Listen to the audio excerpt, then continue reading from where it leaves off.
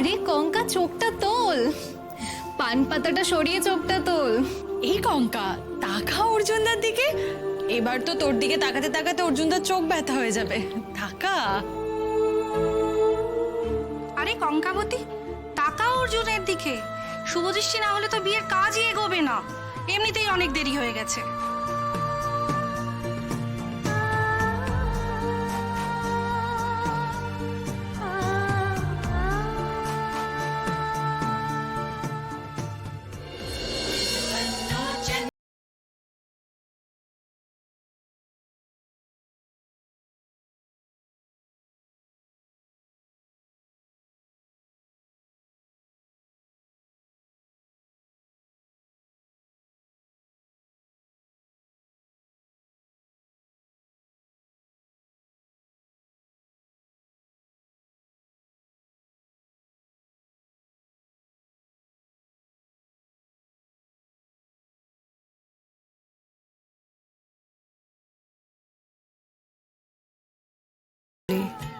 আমার চোখের ঠিক যতটা সম্মানের জায়গায় তুমি গেছিলে, আজ তোমার নিস্তব্ধতা তোমায় তার চেয়েও দ্বিগুণ নিচে নামিয়ে দিল।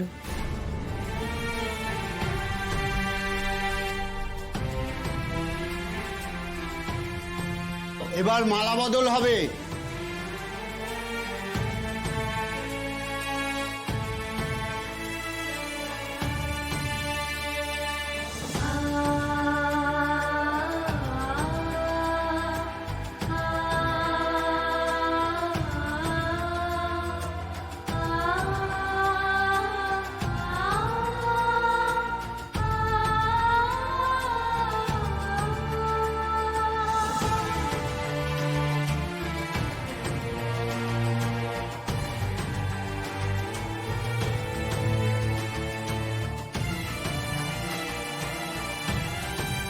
তোমার শ্বশুর মশাইয়ের এক দাদার স্ত্রী, মানে অর্জুনের জেঠিমা। থাক থাক, হয়েছে। কঙ্কাবতী, এবার তোমার শ্বশুর মশাইদের প্রণাম করো। থাক থাক, অনেক হয়েছে।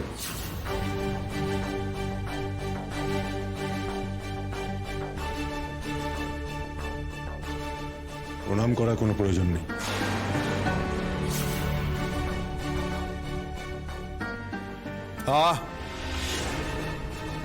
অর্জুন, তোর বউকে অন্য কোথাও নিয়ে যা, যাকে ইচ্ছা প্রণাম করুক গিয়ে। ওরে সব মেয়েকে সম্মানের কোনো প্রয়োজন নেই আমাদের। দাদা, চলে এসো।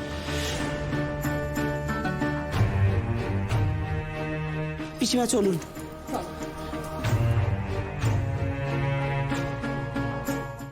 তুই কেন একটাও কথা বললি না বাবা? আমি কি বলতাম মা? ওরা যে প্রণাম করতে দেয়নি সেটার জন্য বাবা আর কাকার দোষ নয়। মানে তুই কি বলতে চাইছিস? আমি ঠিকই বলছি। কঙ্কা যেভাবে সবার সাথে কথা বলেছে সেটা কি যথেষ্ট ইনসাল্টিং নয়? এত কিছুর পরেও যে ওরা প্রণামটা করতে দেয়নি, তাদের ওদের কোনো ভুল ছিল না। আমি ওদের জায়গায় থাকলে সেম জিনিসটা করতাম। দেখো অর্জুন, তুমি তুমি প্লিজ মাথাটা একটু ঠান্ডা করো, ঠান্ডা মাথায় ভাবার চেষ্টা করো। হ্যাঁ, আমি মানছি যে কঙ্কা হয়তো একটু বেশি কথা বলে ফেলেছে ওখানে, কিন্তু ওর দিকটাও তো তোমাকে বুঝতে হবে, তাই না? যতই হোক, ওর বাবার অপমান হচ্ছিল এখানে। ওখানে যা হচ্ছিল বড়দের মধ্যে হচ্ছিল, কিন্তু ওকে কেউ ডেকেছিল? ওর মতামত কেউ জানতে চাইছিল? ও কি করতে গেছিল? এক মিনিট দাঁড়া। যা হয়েছে যদি ঠিক সেটার উল্টোটা হতো, তুই যদি জানতে পারতিস যে তোর বাবাকে কঙ্কার বাড়ির লোকজন অসম্মান করছে, তুই কি করতিস? বড়রা কথা বলছে বলে চুপচাপ ঘরে বসে থাকতিস, না প্রতিবাদ করতিস? কোনটা করতিস আমাকে বল। মা, তুমি কিন্তু ভুলভাল জিনিস টেনে এটাকে ডাইলিউট করো না। আমি বুঝতে পারছি না তুমি কেন এটাকে জাস্টিফাই করছো। আচ্ছা ঠিক আছে, কেউ কোনো কিছু জাস্টিফাই করছে না বাবা, কিন্তু তোমাকে আমি একটা কথা বলছি, এ বাড়িতে যা হয়েছে, যত ঝগড়া ঝাঁটি মনোমালিন্য যাই হয়ে থাকে, সেগুলো যখন বউটাকে নিয়ে ও বাড়ি যাবি, সাথে করে নিয়ে যাস না বাবা। একটা কথা মনে রাখিস, এটা কিন্তু তোর মুখ চেয়ে একটা নতুন জায়গায় যাচ্ছে, এটা ভুলিস না অর্জুন। কি ব্যাপার, খুব সিরিয়াস কথাবার্তা কিছু হচ্ছে নাকি? সোনাদা, তোর এতক্ষণে আসার সময় হলো? সে কি রে, আমি কি দেরি করে ফেললাম নাকি? আরে কি হয়েছে বলতো, কদিন ধরে না আমার ঘড়িটা খারাপ হয়ে গেছে, বুঝলি? যার ফলে সময়ের জ্ঞান থাকছে না। তো লজ্জা করেন, একে আমার বিয়েতে দেরি করে এলি, তারপরে ইয়ার কি মারছিস? আচ্ছা ধর্মবতার, আমাকে ক্ষমা করে দিন। তুই কি করছিস বলতো? তোর শ্বশুরবাড়ির সামনে আমাকে বকাবকি করবি? বাদ করে, আমার পুরো বিয়েটা মিস করে গেলি। তুই একটা কথা বল, আমার বিয়ে কি বারবার হবে? কে বললো তোকে আমি তোর বিয়েতে দেরি করে এসেছি? আমি একদম ঠিক টাইমে এসেছি।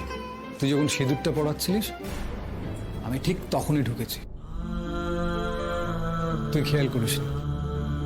সে যাই হোক, সকালে আসার কথা ছিল, এলি না। রাতে আসার কথা ছিল, তাও এলি দেরি করে। তুই খারাপ করলি সোনাদা, আমার কিন্তু সত্যিই খারাপ লেগেছে। ফেঁসে গেছিলাম ভাই, বিশ্বাস কর।